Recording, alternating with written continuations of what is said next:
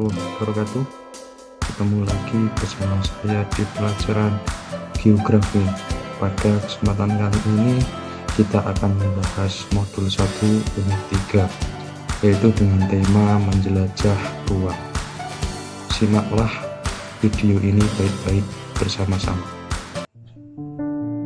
A. Pengetahuan dasar pemetaan. Anda tentu sudah tidak asing lagi dengan gambar peta. Dari zaman para penjelajah dunia, pemetaan sudah digunakan untuk mencari lokasi benua atau negara baru yang mereka tuju. Selanjutnya, pengertian peta. Dari asal bahasanya, peta awalnya berasal dari Yunani, yaitu mapa, yang kemudian disebut map. Kata mapa dalam bahasa Yunani berarti taplak meja, karena kala itu peta digambar pada kain menyerupai taplak meja. Berdasarkan asal kata mapa tersebut, peta dapat diartikan sebagai lembaran yang berisi tentang gambar sebagian atau seluruh permukaan bumi. Jadi awal mulanya peta itu memang berasal dari bahasa Yunani, itu mapa. Pengertian peta yang dikemukakan oleh para ahli. Yang pertama, yaitu menurut ICA, yaitu Lembaga Asosiasi Para Kartograf Dunia. Peta diartikan sebagai suatu representasi atau gambaran unsur-unsur abstrak dari permukaan bumi yang ada kaitannya dengan permukaan bumi atau benda-benda angkasa dan umumnya digambarkan pada bidang datar secara diperkecil atau diskalakan. Menurut Erwin Rice, mengartikan peta adalah gambaran konvensional penampakan muka bumi yang diperkecil seperti ketampakan aslinya bila dilihat vertikal dari atas. Peta dibuat pada bidang datar serta dilengkapi tulisan-tulisan sebagai penjelasan.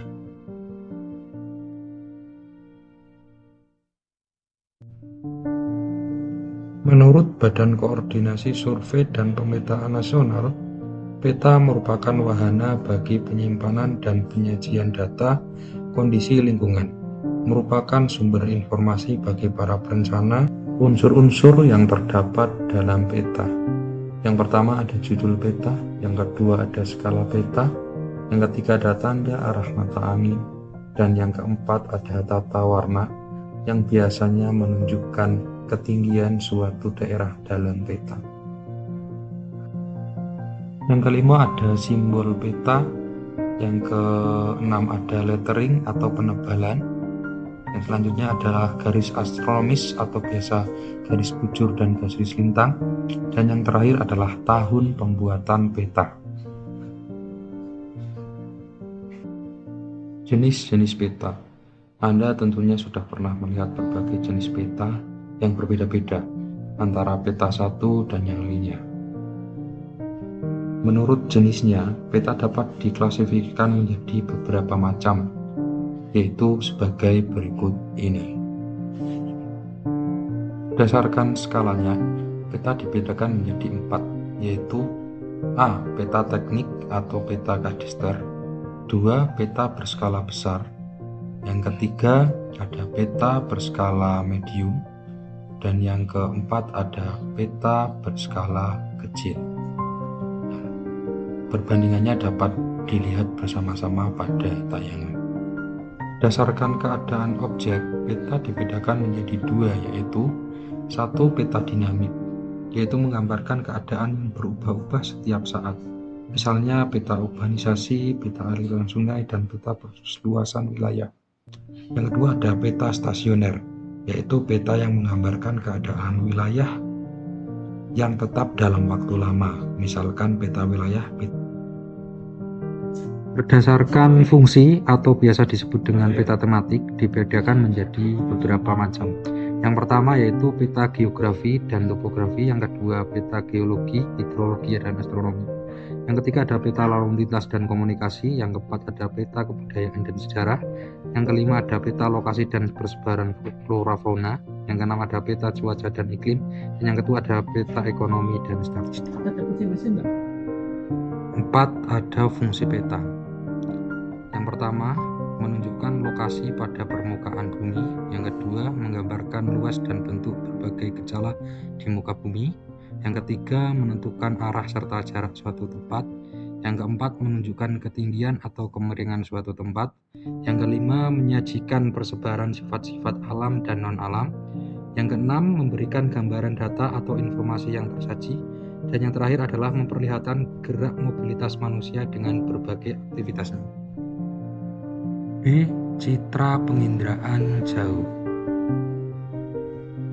Pengertian penginderaan jauh. Penginderaan jauh merupakan ilmu, seni, dan teknik dalam usaha mengetahui benda dan gejala dengan cara menganalisis objek dan arah tanpa adanya kontak langsung dengan benda, gejala, dan objek yang dikaji. Menurut para ahli, penginderaan jauh diartikan sebagai berikut. Yang pertama, menurut Campbell, mengartikan penginderaan jauh adalah ilmu untuk mendapatkan informasi tentang permukaan bumi. Yang kedua, menurut Colwell, menjelaskan bahwa penginderaan merupakan pengukuran atau akuisisi data pada objek di permukaan. Hilsen mengartikan penginderaan jauh adalah ilmu dan seni mendapatkan informasi tentang suatu objek dengan menganalisis data yang diperoleh dengan menggunakan alat tanpa kontak langsung dengan objek. Sedangkan Kiefer menjelaskan bahwa penginderaan jauh merupakan seni dan ilmu mendapatkan informasi tentang suatu objek dengan menganalisis data yang diperoleh dengan menggunakan alat tanpa kontak langsung. Dan yang terakhir, menurut Lincoln, mengartikan penginderaan jauh adalah berbagai teknik yang dikembangkan untuk perolehan dan analisis informasi tentang dua jenis penginderaan jauh. Secara umum, penginderaan jauh diberikan menjadi dua macam, yaitu satu, citra satelit, dan yang kedua adalah foto udara. 3. Interpretasi citra penginderaan jauh. Untuk memahami gambar yang dihasilkan oleh penginderaan jauh tidak mudah. Anda akan mengalami kesulitan untuk mengartikan gambar secara langsung. Oleh sebab itu dibutuhkan suatu interpretasi untuk memahami objek hasil pemetaan yang diperoleh dari citra satelit maupun foto udara. Ada 8 karakteristik, yaitu rona atau warna, 2 tekstur, 3 bentuk, 4 ukuran, 5 pola, 6 situs, 7 bayangan, dan 8 asosiasi. Stereoskop. Alat yang digunakan untuk mengamati citra satelit maupun foto udara dinamakan stereoskop. Stereoskop dibagi dua. Yang pertama stereoskop lensa, dan yang kedua adalah stereoskop cermin. Manfaat penginderaan jauh dari citra satelit dan foto udara adalah pemanfaatan untuk bidang geologi, industri migas, perencanaan kota, pengelolaan hutan, survei arkeologi, dan kegiatan militer. Cukup sekian untuk materi kali ini. Terima kasih dan sampai bertemu kembali. Sampai jumpa.